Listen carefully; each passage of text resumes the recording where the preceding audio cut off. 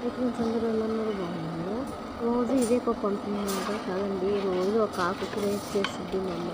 ఈరోజు వచ్చేసి గంగవాయల పప్పు అండి.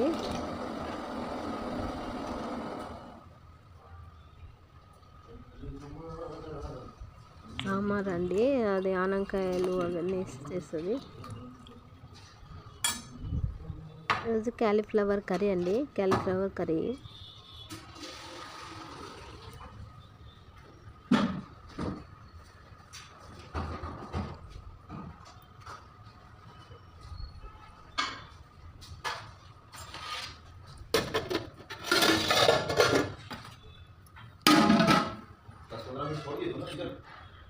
ఇది దోసకాయ చట్నీ అండి, బెండకాయ ఆలుగడ్డ ఫ్రై.